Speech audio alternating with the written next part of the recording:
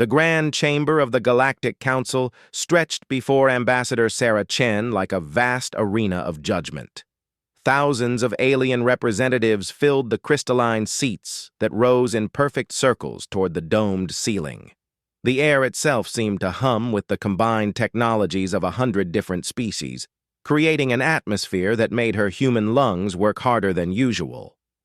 Sarah stood at the center of it all, her simple black diplomatic uniform a stark contrast to the elaborate robes and biosuits worn by the other species. Behind her, the small human delegation of 12 representatives waited in tense silence. They had come here with hope. They would leave with something far different. The Vorthan Prime Minister rose from his elevated seat. His forearms spreading wide in a gesture that Sarah had learned meant finality among his people. His scaled skin shifted from blue to deep purple, a sign of serious intent. "The decision has been reached," his voice boomed through the universal translators. "After extensive deliberation, the Galactic Council has voted. The human species is hereby banished from Council space, effective immediately." The words hit Sarah like a physical blow.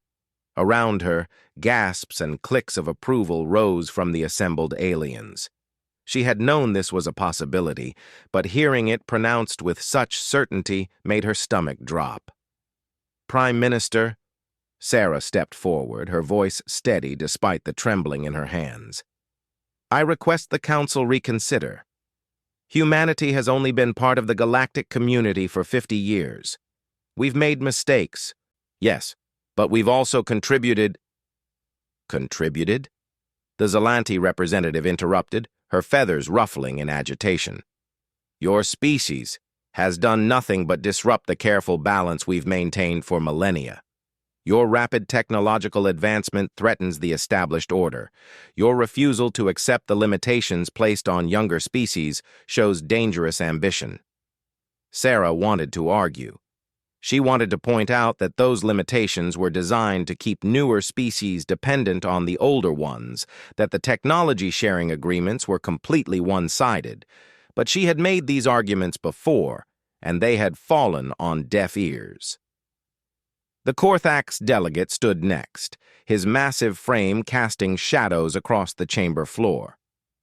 "The humans reverse-engineered restricted jump drive technology after we explicitly forbade it. They've established unauthorized colonies in the buffer zones. They've even begun developing AI systems despite the ban on such research." "We developed those technologies because you refused to share them equally," Sarah countered. "Every species here had the chance to advance at their own pace except us. You wanted us to remain dependent, to buy your obsolete tech at inflated prices while you maintained your advantage."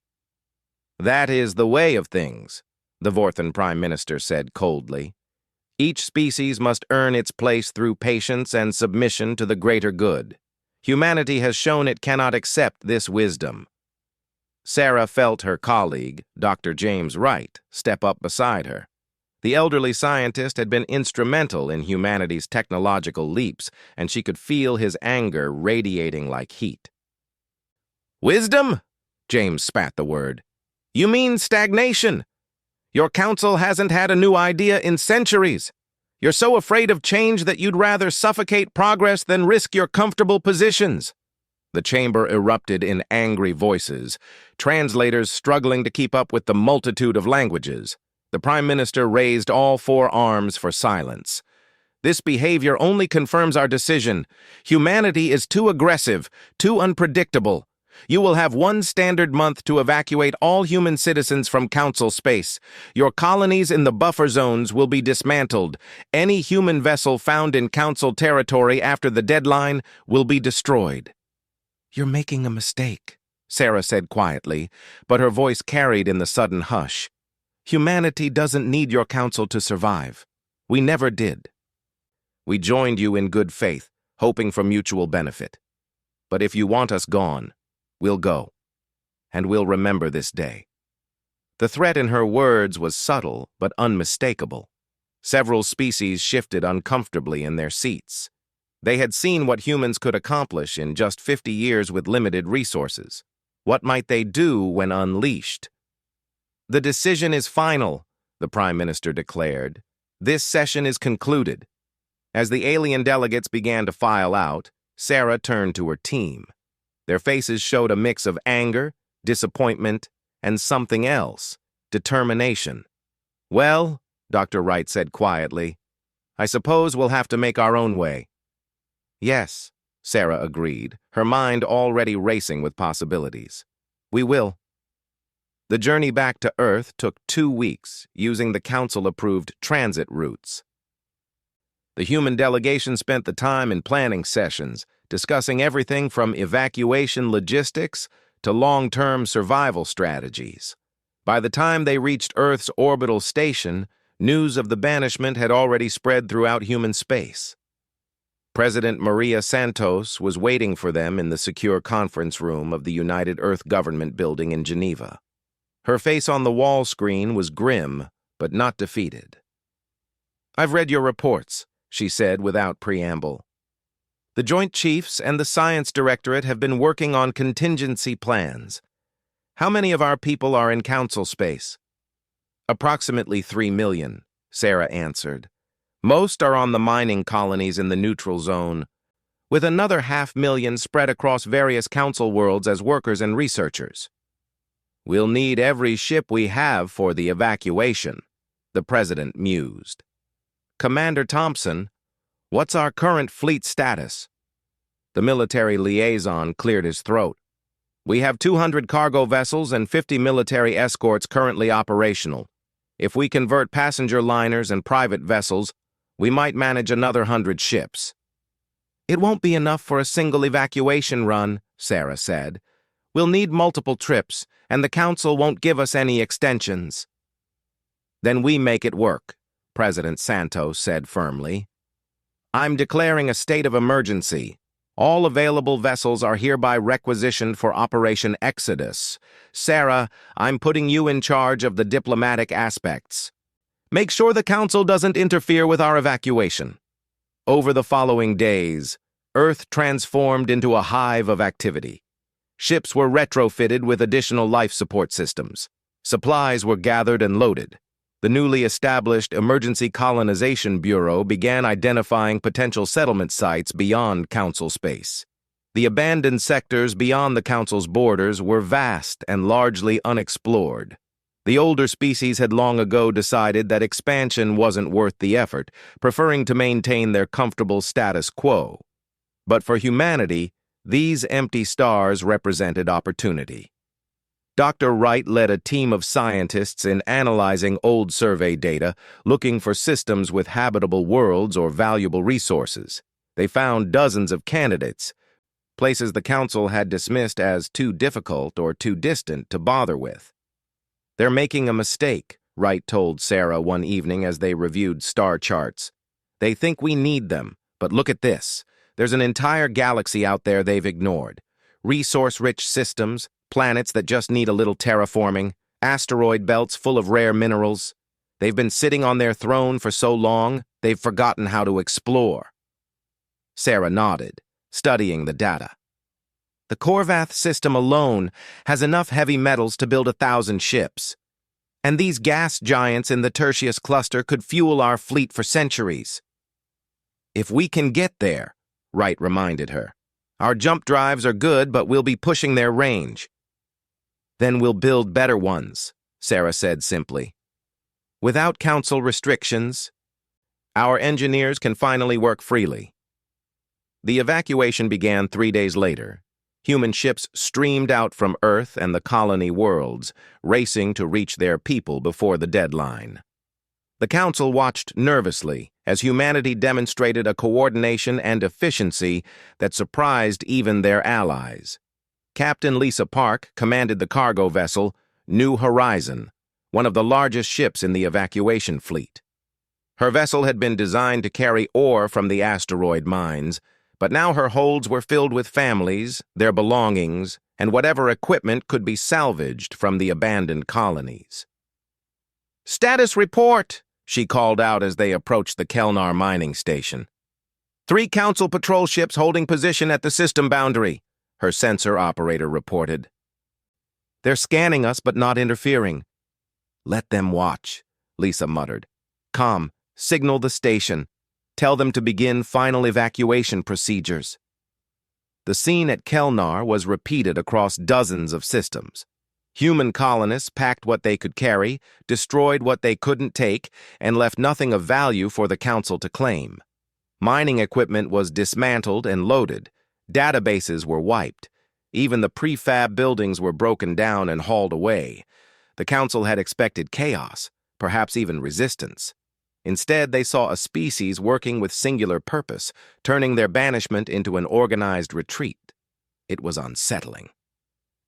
On the bridge of his patrol cruiser, Zalanti Captain Vorex watched the human evacuation with growing unease. His orders were to monitor and report, but not to interfere unless the humans violated the deadline. "Captain," his science officer trilled nervously, "the humans are removing everything, even the navigation beacons." "I can see that," Vorex replied, his feathers shifting to a pattern of concern. "They're being very thorough." Too thorough, he thought. The humans weren't just leaving, they were ensuring the Council would gain nothing from their departure. Every piece of technology, every bit of infrastructure, every scrap of useful material was being taken or destroyed. "Should we report this to command?" the science officer asked. "Report what? They're following the letter of the law. We told them to leave, and they're leaving." Vorex couldn't shake the feeling that they had misunderstood something fundamental about humans. "Mark my words. We'll regret this day." As the evacuation continued, stories began to filter back to Earth. The mining colony on Tenar 5 had discovered a vein of quantum crystals just days before the evacuation order, worth a fortune in Council space. Rather than leave it for their successors, the colonists worked around the clock to extract every crystal, loading them aboard the evacuation ships. The research station on Proxus Major deleted 20 years of biological research data rather than let it fall into Council hands. The agricultural domes on New Brazil were stripped down to the soil processors, leaving nothing but bare rock behind. But it wasn't just material goods the humans were taking. Dr. Lin Zhao, a xenobiologist who had spent a decade working alongside Council scientists, made sure to download every piece of shared research she had access to. "They never respected our contributions anyway," she told her assistant as they packed up her lab. "Every discovery we made was credited to our mentors. Well, let's see how well they do without us." Across Council space, human workers were doing the same thing. Decades of knowledge, experience, and innovation were being quietly removed from Council systems. The older species had grown so accustomed to human efficiency and creativity that they didn't realize how dependent they'd become until it was too late. In the grand factories of Vorthan Prime, production managers discovered that their human workers hadn't just left, they'd taken their improved manufacturing processes with them. The small optimizations and innovations that humans had introduced over the years were suddenly gone, and productivity began to drop. The Korthax Shipping Consortium found that their human pilots had been quietly maintaining navigation shortcuts and efficiency protocols that weren't in any official manual. Without them, delivery times increased by 30% overnight. Even the Zalanti, who prided themselves on their artistic achievements, discovered that human musicians and artists had been subtly influencing their cultural development. The sudden absence left a void that their own creators struggled to fill. But the Council leadership remained stubborn. They had made their decision, and admitting error was not in their nature. As the deadline approached, they prepared to close their borders and return to the stability they craved. Sarah Chen stood on the observation deck of the last evacuation ship to leave Council space. Below her, hundreds of families crowded the passenger areas, their faces showing a mixture of sadness and anticipation. They were leaving behind homes and dreams, but they were also heading toward something new. All ships accounted for, Captain Park reported over the comm. "We're ready to make the final jump." Sarah took one last look at the star system they were leaving behind. Somewhere among those distant lights was the council chamber where humanity had been judged and found wanting. She wondered if any of them understood what they had just done. "Take us out," she ordered. The stars elongated and vanished as the ship entered jump space. When they emerged, they were beyond council borders, in the vast, unexplored regions that the older species had abandoned long ago. But humanity didn't see empty space. They saw possibility. Within hours of the deadline passing, human ships were already spreading across the abandoned sectors. Scout vessels pushed into unknown systems, marking resources and habitable worlds. Colony ships, loaded with refugees from the evacuation, began the long journey to their new homes. The Council expected humanity to struggle, perhaps even to come begging for readmission. They had no idea that they had just unleashed a species that thrived on challenge, that grew stronger under adversity. Earth became the center of a massive mobilization effort. Factories that had been restricted by Council regulations now operated at full capacity. Research facilities threw out the arbitrary limitations that had been imposed on them. Engineers who had been forced to work on approved projects suddenly found themselves free to innovate. Dr. Wright stood in his new laboratory looking at the quantum field equations that the Council had banned humans from studying. "No more restrictions," he said to his team. "No more artificial limits. Let's show them what humanity can really do." The transformation was already beginning. Without Council oversight, human scientists began combining technologies in ways that the older species had never considered. The jump drives that the Council had tried to restrict were improved and refined. New alloys were developed that made human ships faster and stronger. AI research, long forbidden, progressed at an astounding rate. But perhaps the most significant change was in the human spirit itself. The banishment had been meant as a punishment, a way to put an upstart species in its place. Instead, it had united humanity in a way that nothing else could have. Old rivalries between nations and colonies were set aside. Resources were shared freely. Knowledge flowed without restriction. The entire species worked together with a common purpose: to prove that humanity didn't need the Council's approval to thrive. As news of the evacuation's success reached the frontier worlds, colony sites were already being established. The harsh worlds that the Council had ignored became humanity's new laboratories. Desert planets taught them to conserve resources. Ice worlds pushed them to develop better environmental systems. High-gravity worlds strengthened their bodies and their resolve. Each challenge was met with innovation. Each obstacle became an opportunity to improve. The Council had banished humanity, but they had also freed it. 6 months after the banishment, the first new human colony outside Council space was officially established.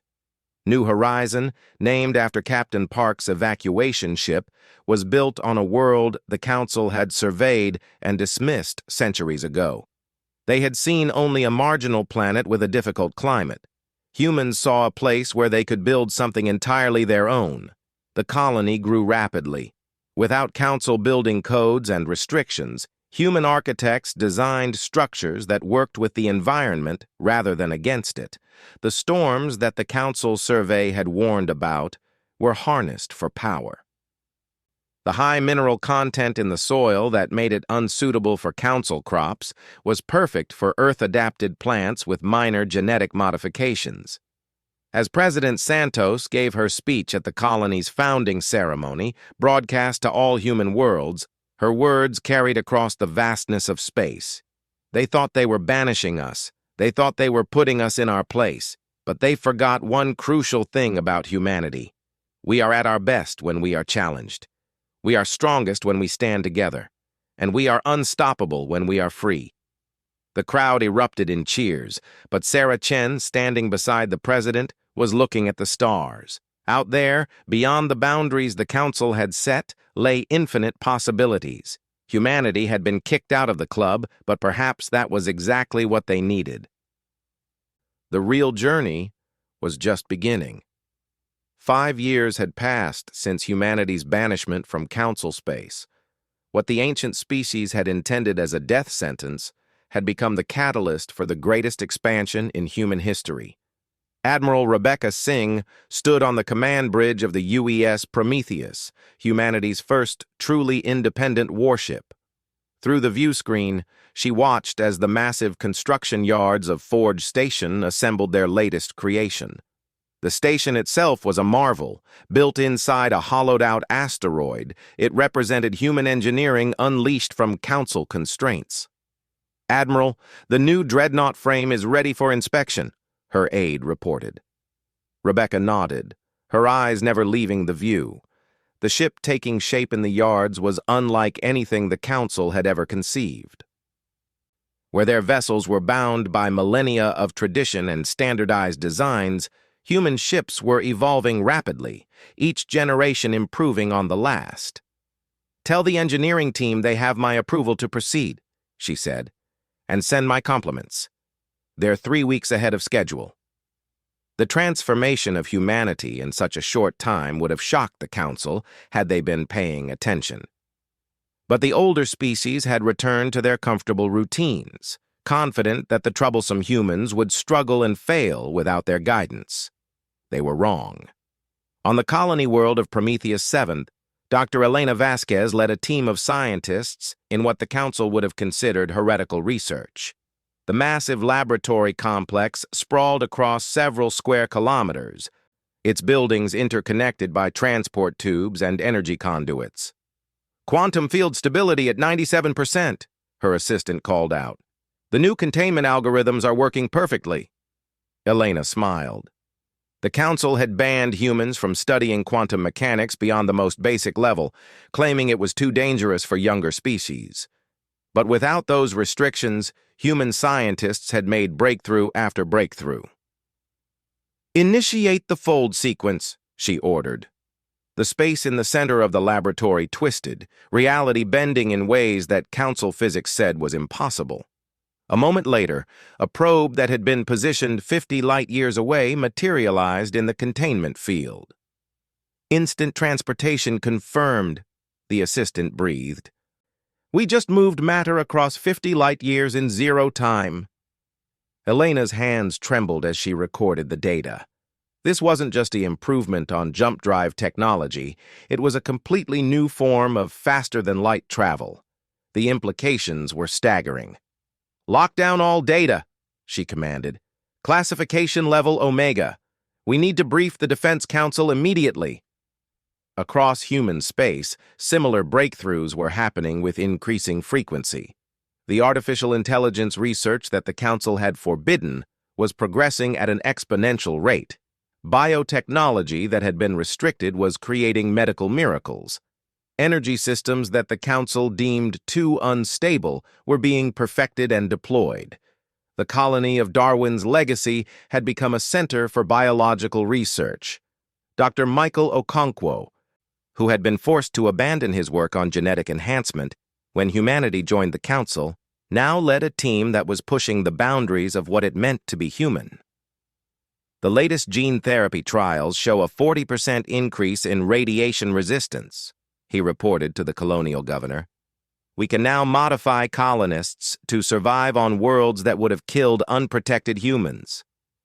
Governor Sarah Huang reviewed the data with growing excitement. "This changes everything. We can colonize worlds the Council wouldn't even survey. What about the other enhancements?" "Improved reaction times, enhanced strength in high-gravity environments, better oxygen processing," Michael listed. "We're not creating super soldiers, Governor. We're adapting humanity to thrive anywhere." The freedom to innovate extended beyond pure science. Human culture, no longer required to conform to Council standards, exploded with creativity. New art forms emerged that combined human traditions with the challenges of frontier life. Music evolved to incorporate the sounds of alien worlds. Literature explored themes of independence and growth that would have been censored in Council space. Captain Jake Morrison commanded one of the new explorer vessels, ships designed to push ever deeper into uncharted space. His ship, the UES Wanderer, had been gone for 6 months, mapping systems far beyond any council survey.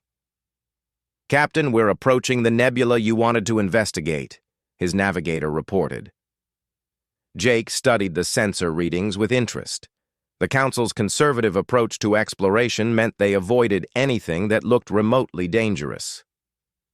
But humans had learned that danger often guarded the greatest rewards. "Take us in, nice and slow," he ordered. "Full sensor sweep." The nebula was a riot of color and energy, gases and particles swirling in patterns that defied easy analysis. But as they penetrated deeper, the sensors began detecting something extraordinary. "Sir, I'm reading massive deposits of element 0, the science officer said, her voice shaking with excitement. "More than all known council reserves combined. Element 0, the key component in faster-than-light technology, was strictly controlled in council space. Finding a source this rich would give humanity an advantage that couldn't be measured in mere numbers." "Mark the location and classify it beyond top secret," Jake ordered. "We're going to need a full mining fleet out here." The economic transformation of human space was equally dramatic. Free from council trade restrictions and monopolies, human corporations innovated at a breakneck pace. New technologies led to new industries. Colonies that should have taken decades to become self-sufficient achieved it in years. The Shanghai Cooperative had developed mining drones that could operate in conditions no council species would dare attempt. They harvested resources from the crushing depths of gas giants, the searing heat of inner system worlds, and the frozen wastes of outer system moons. Maria Santos, still serving as president of United Earth, received regular reports on humanity's progress. Each briefing brought news that would have seemed like fantasy just a few years ago. "Madam President," her economic advisor reported, "our gross colonial product has increased by 300% in the last year alone. At this rate, we'll surpass the lower-tier council species in total economic output within a decade." "And our military capabilities?" she asked. Admiral Singh, participating via hologram from her flagship, answered, "We have 200 capital ships either completed or under construction. Our technology is advancing so rapidly that ships launched just 2 years ago are already being retrofitted with new systems." "What about the Council? Any signs they're paying attention to our growth?" "Intelligence suggests they're completely focused inward," the intelligence director replied. "There have been some economic disruptions since our departure, but they're attributing it to normal market fluctuations. They have no idea how fast we're advancing." The truth was that humanity's absence was beginning to be felt throughout council space, though the leadership refused to acknowledge it. Production efficiency continued to decline without human innovation. Scientific advancement, which had already been slow, ground nearly to a halt without human researchers pushing boundaries. On Vorthon Prime, manufacturing coordinator Zelex struggled with problems that hadn't existed 5 years ago. The factories that had run smoothly with human workers now faced constant delays and quality issues. "Perhaps we should hire some of those Katani workers," his assistant suggested. Zelex's scales shifted to show frustration. "We've tried. They follow procedures perfectly, but they never improve them. The humans always found ways to make things better, faster, more efficient. I didn't realize how much we relied on that until it was gone." Similar scenes played out across council space. The Zelanti cultural exhibitions had lost their spark without human artists providing fresh perspectives. The Korthax military academies, which had quietly benefited from human tactical innovation, found their training programs growing stale. But pride prevented the council from admitting their mistake. They had cast out humanity, and reversing that decision would mean acknowledging that their system was flawed. Meanwhile, humanity continued to expand and evolve. The colony of New Singapore had become a hub for technological development, its research centers working on projects that would have horrified the council. Dr. James Wright, now in his 70s but still sharp as ever, oversaw the most ambitious project of all. In a secure facility buried beneath the colony's surface, his team was working on something that would change everything. Dimensional fold theory suggests we can create stable wormholes, he explained to President Santos during a classified briefing. Not just for travel, but for communication. Instant, real-time communication across any distance. How long until it's operational? She asked. We're running final tests now. If successful, we can link all human colonies with zero lag time. Military coordination, economic integration, cultural exchange, everything becomes instantaneous. The president understood the implications immediately. The council relied on time-delayed communications that could take weeks or even months to cross their territory. Humanity would be able to coordinate as a single entity across vast distances. Make it happen, James. Whatever resources you need. 6 months later, the quantum communication network went online. For the first time in galactic history, a species could communicate instantly across interstellar distances. Military commanders could coordinate fleets in real time. Scientists could collaborate without delay. Families separated by light years could talk as if they were in the same room. The advantage this gave humanity was immeasurable. Decisions that would take the council months of debate and message delays could be made by humans in hours. Problems could be identified and solved before they became crises. But humanity's greatest achievement wasn't technological, it was social. The shared experience of banishment had forged them into something new. The old divisions of Earth, nation, race, religion, had become irrelevant in the face of their common purpose. On the colony of Haven, established on a world with 3 suns and spectacular auroras, Governor Chen Wei addressed a gathering of colonists from dozens of Earth nations. Look around you, he said. 5 years ago, we might have seen each other as competitors, even enemies. Now we are one people, united not by where we came from, but by where we're going. The crowd was a mixture of former Americans, Chinese, Indians, Europeans, Africans, and more. But those old identities had evolved into something greater. They were humans first, citizens of a growing interstellar civilization that answered to no one but themselves. The education systems in human space reflected this transformation. Children learned not just the history of their birth nations, but the combined heritage of all humanity. They studied science without artificial limitations, explored art without censorship, and dreamed without boundaries. Young Lisa Park, named after the captain who had commanded evacuation ships, attended school on New Horizon. Her classroom included children whose parents had been miners, scientists, soldiers, and artists. They learned together, played together, and planned their futures together. What do you want to be when you grow up? Her teacher asked during career day. I want to be an explorer, Lisa said confidently. I want to find new worlds for humanity. Maybe I'll even discover aliens who aren't afraid of progress. Her classmates laughed, but there was truth in her words. Humanity had encountered several pre-spaceflight species in their expansion, civilizations that the Council would have ignored or restricted. Instead of following Council protocols, humans approached them as equals, sharing basic technologies and knowledge freely. The Threen, a species of methane breathers on a world the Council had cataloged and forgotten, became humanity's first allied species. They possessed unique insights into chemistry and materials science that human researchers eagerly studied and incorporated. Your people are different, Threen Ambassador Kilixar said during the Alliance ceremony. The old ones who visited our world long ago looked at us as curiosities, subjects to be catalogued. You see us as colleagues.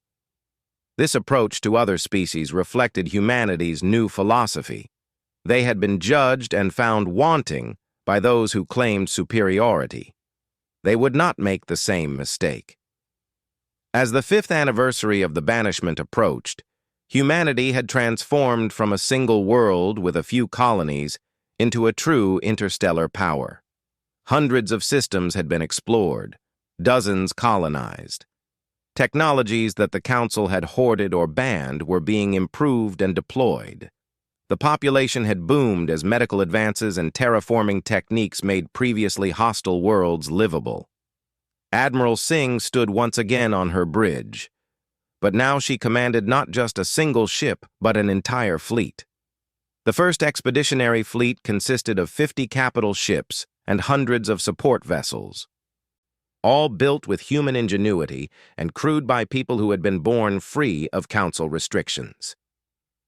"Admiral," her communications officer reported, "we're receiving a priority message from Earth. President Santos wants all fleet commanders for a virtual conference." Rebecca nodded, moving to her ready room. When the secure connection established, she found herself in a virtual conference with the other fleet commanders and the president. "Ladies and gentlemen," President Santos began, "our intelligence networks have detected unusual movement along the Council border. Several of their patrol fleets have been redeployed to systems near our territory." "Are they planning to attack?" asked Admiral Tocado from the 3rd Fleet. "Unknown. It could be defensive positioning, or it could be reconnaissance for future action. Either way, we need to be prepared." Rebecca spoke up. "Madam President, if they're finally taking notice of us, it means they've realized their mistake. The question is whether they'll admit it or double down on their decision." "Exactly. Which is why I'm authorizing Operation Sentinel. I want our fleet's position to respond to any aggression, but also to demonstrate that we're not the same species they banished 5 years ago." The admirals began discussing deployment strategies, but Rebecca's mind was already racing ahead. The Council had cast them out, thinking humans would scatter and struggle. Instead, they had built something magnificent. If the older species wanted a confrontation, they would find that humanity had become something far more formidable than they could imagine. That night, across human space, people looked up at stars that had once been forbidden to them. Parents told their children stories of the banishment, not with bitterness but with pride. They had been tested and had not merely survived, they had thrived. In her office on Earth, Sarah Chen, now Director of Interstellar Relations, reviewed reports from human ambassadors to the independent species they'd encountered. Each report told the same story. These younger civilizations were eager to work with humanity, to learn from them, to grow alongside them. "The Council thought they were protecting the galaxy from us," she mused to her assistant. "But maybe they were just protecting their own stagnant system." Her assistant, a young man who had been born after the banishment, nodded. "My parents say the Council did us a favor. We would never have achieved all this if we'd stayed under their restrictions." Sarah smiled. "Your parents are wise. The greatest gift they gave us was our freedom." As she looked out her window at the night sky, Sarah could see the orbital shipyards where new vessels were being constructed. Each ship was a testament to human ingenuity, each colony a beacon of what free people could accomplish. The Council had banished humanity from their small corner of the galaxy. In response, humans had claimed the stars themselves. 10 years after the banishment, the warship Vorthan's Pride drifted powerless in the void, its engines crippled and life support failing. Captain Korath's scales had turned the pale yellow of desperation as he watched his crew struggle with systems that refused to respond. "Engineering reports complete drive failure," his second-in-command reported. "The quantum stabilizers have burned out. Without replacements, we're dead in space." Korath closed all 4 eyes in resignation. The quantum stabilizers were Council technology, but the manufacturing process had been refined by humans decades ago. Since the banishment, replacement parts had become increasingly scarce and expensive. "Send a distress signal," he ordered, though he knew help was days away at best. Captain, the communications officer's voice trembled. I'm detecting a ship approaching. Configuration unknown. On the view screen, a vessel materialized from jump space. It was sleek and powerful, with lines that spoke of speed and efficiency. The hull bore markings in Earth Standard, UES Mercy. Vorthon vessel. This is Captain Maria Rodriguez of the United Earthship Mercy.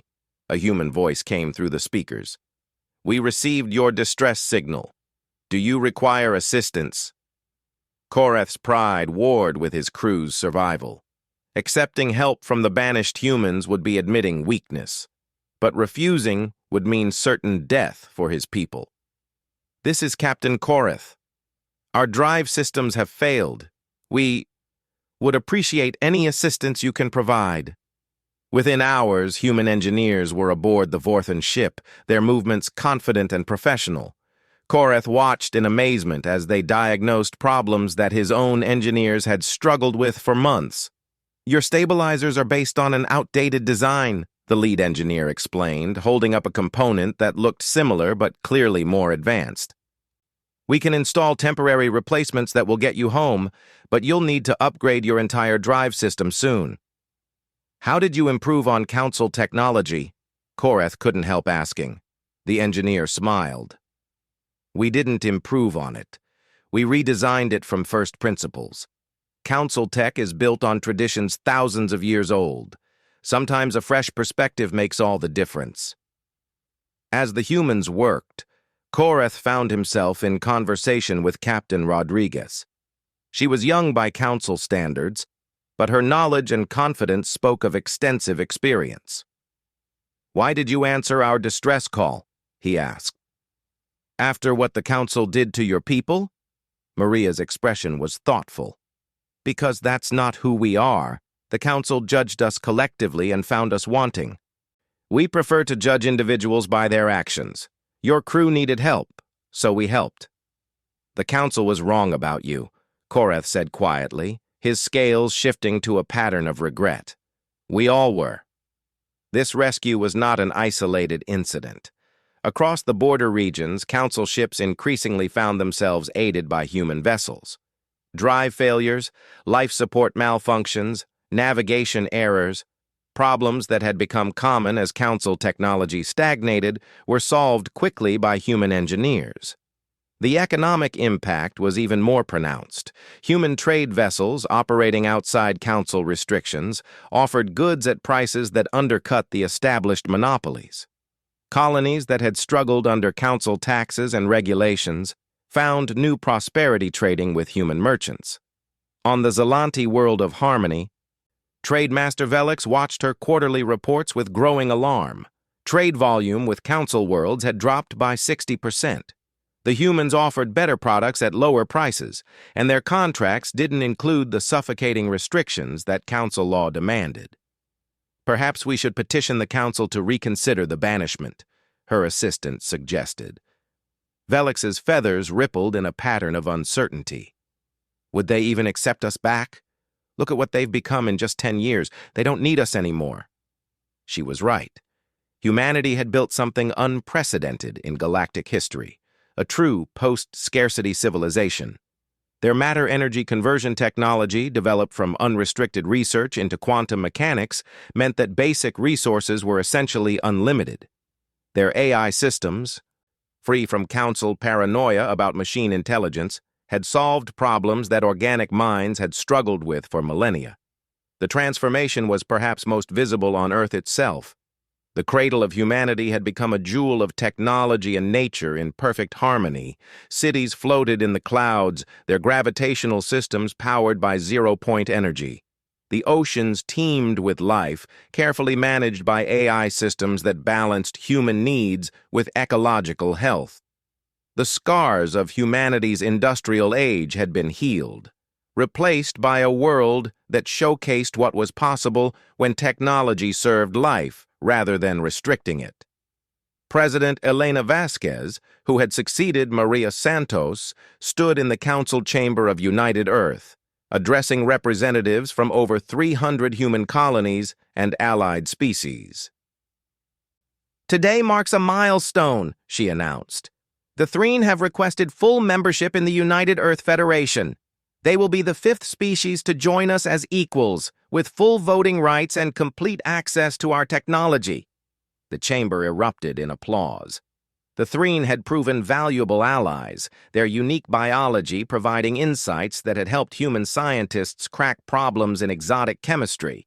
But more than that, they had embraced the human philosophy of progress through cooperation rather than control. We've also received interesting news from our intelligence services, the president continued. The Galactic Council will be holding an emergency session next week. Our sources suggest they'll be discussing what they call the human problem. Murmurs rippled through the assembly. Everyone knew that humanity's growth had not gone unnoticed. The question was what the Council would do about it. In the grand chamber of the Galactic Council, the atmosphere was tense. The same seats that had witnessed humanity's banishment now held representatives of species facing economic collapse and technological stagnation. The Vorthon Prime Minister, older now and his scales dulled with age, called the session to order. We are here to discuss the situation regarding the banished human species. Situation? The Korthax delegate's voice was harsh. Let us speak plainly. They have surpassed us. Their technology advances in months what takes us decades. Their economy grows while ours shrinks. They have allied with species we ignored and built a federation that may soon rival our own. They are aggressive and unpredictable, the Zalanti representative insisted, though her words lacked conviction. We were right to banish them. Were we? The question came from Korath, recently promoted to his species' diplomatic corps after his encounter with human mercy. I have seen their ships, their technology, their people. They are not the species we banished. They have become something more, and they did it without us. Perhaps because we weren't there to hold them back. The chamber erupted in argument. Some demanded military action before humanity grew too powerful. Others suggested diplomatic overtures, perhaps even an invitation to rejoin the council. A few proposed economic sanctions, though everyone knew human trade was already independent of council systems. The debate raged for hours before the Vorthon Prime Minister called for order. I propose we send an official delegation to Earth. We must see for ourselves what humanity has become.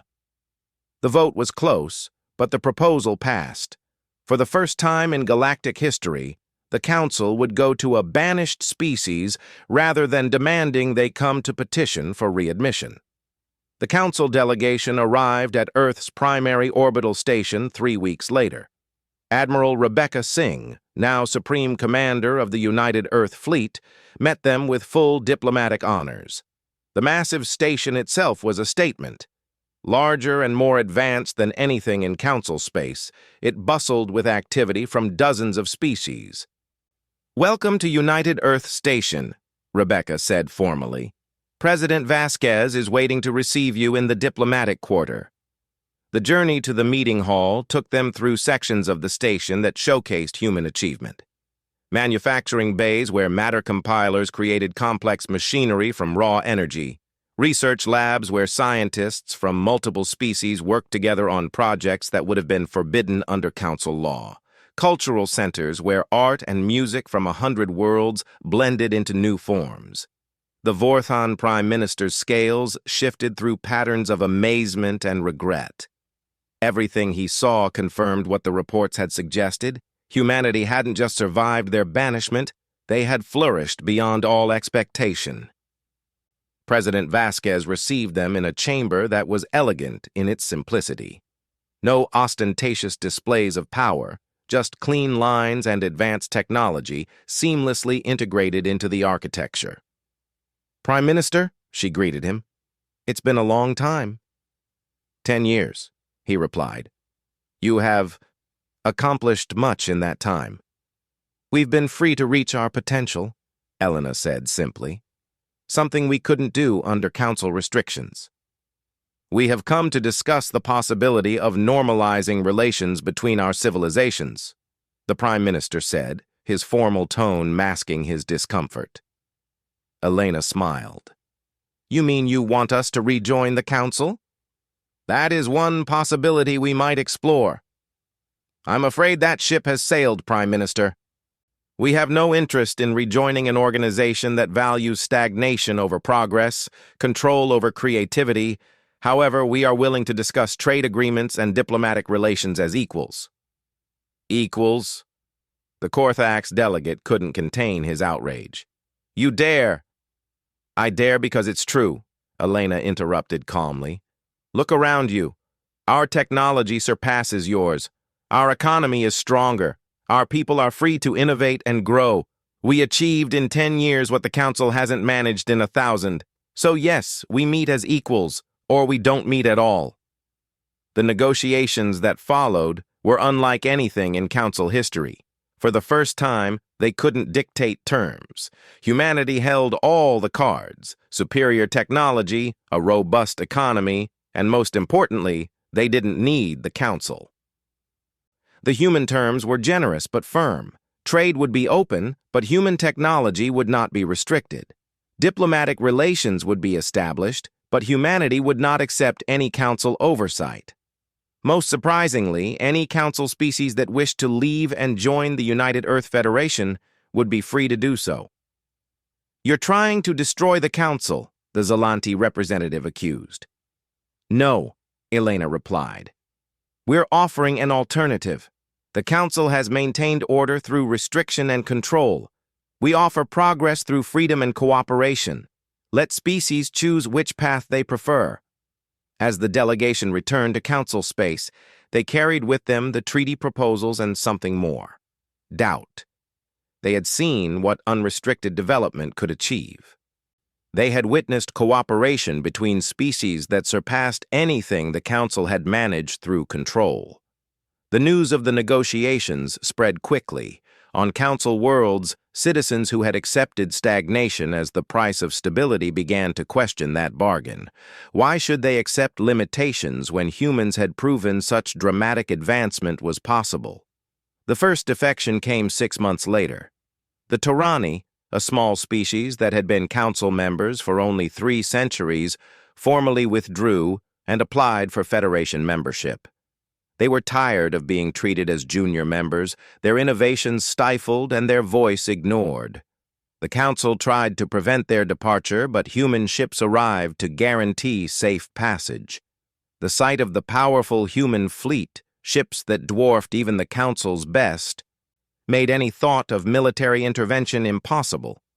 The Torani were welcomed into the Federation with celebration. Their unique perspectives on biotechnology, previously restricted by Council law, flourished in the freedom of human space.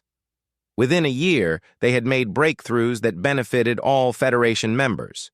More defections followed.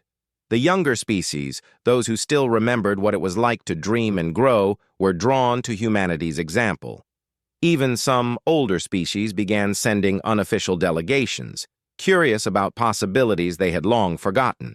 The transformation of galactic politics accelerated when humanity announced their greatest achievement.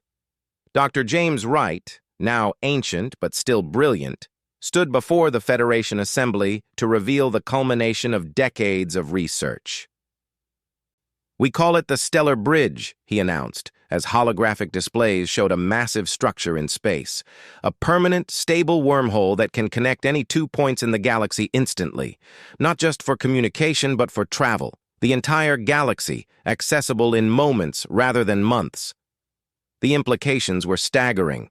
With stellar bridges, the Federation could respond to crises instantly. Trade could flow without delay. Cultures could mix and merge in ways never before possible. The technology that made it possible was pure human innovation, unrestricted by Council paranoia about dimensional manipulation. We will build bridges to any world that wants one, Wright continued. Federation members, independent systems, even Council worlds if they request it. Geography will no longer divide us. The first bridges connected the core Federation worlds.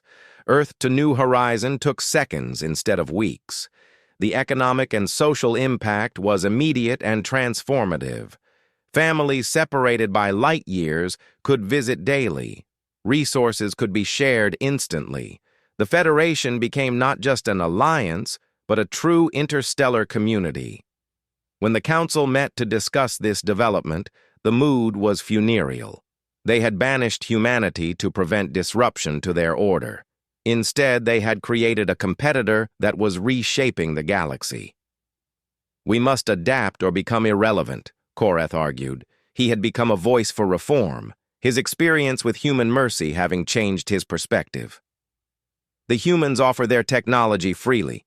We could request stellar bridges, open our borders, learn from them as they once wished to learn from us. And admit we were wrong?"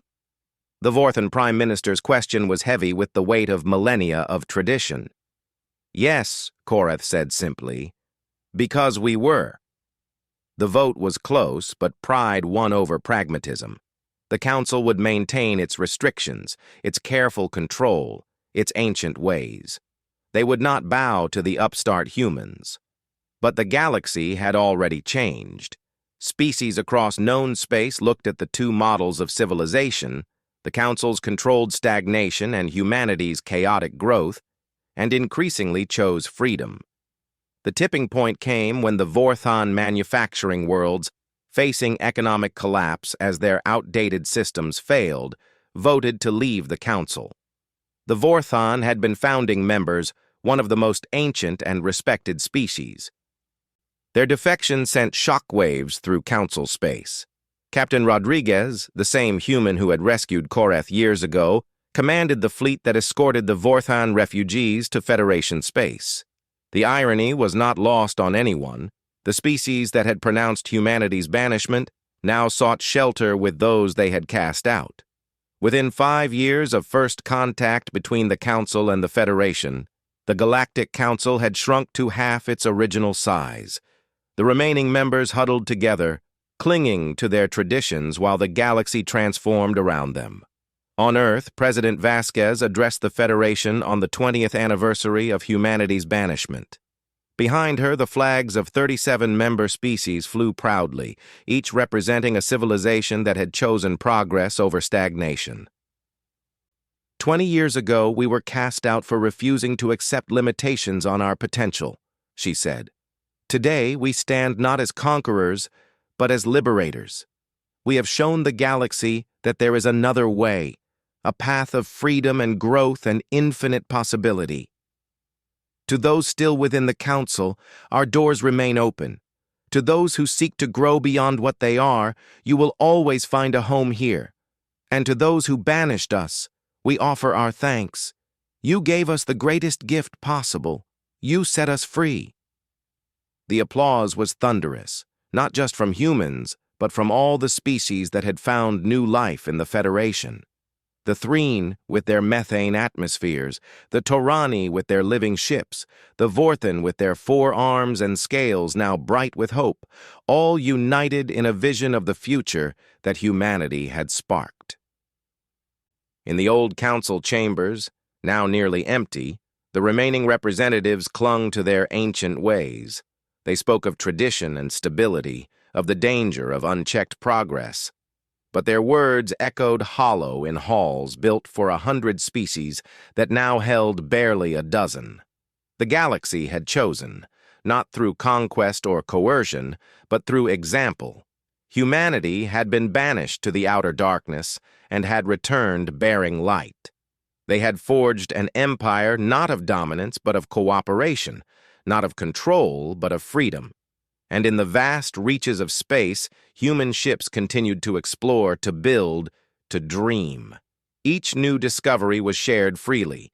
Each breakthrough benefited all. The species that the Council had feared would disrupt their order had indeed changed everything, but the change was growth, not destruction. Sarah Chen, the former ambassador who had stood in the Council chambers during humanity's banishment, now served as Director of Galactic Integration. Her office received applications daily from species seeking to join the Federation. Each one was carefully reviewed, their needs assessed, their contributions valued.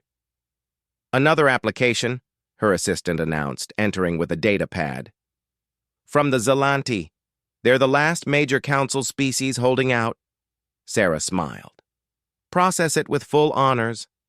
They were wrong about us, but that doesn't mean we should be wrong about them. Everyone deserves a chance to grow." As she looked out her window at the Earth below, transformed and beautiful, Sarah reflected on the journey. The Council had banished humanity from a small corner of the galaxy. In response, humanity had claimed the stars and shared them with anyone willing to dream. The empire they had forged was not built on conquest, but on a simple truth. When people are free to reach their potential, there are no limits to what they can achieve. The Council had tried to contain humanity's spark. Instead, they had scattered it across the galaxy, where it had ignited a fire that would burn bright for millennia to come. Among the stars, the future waited, vast and full of promise.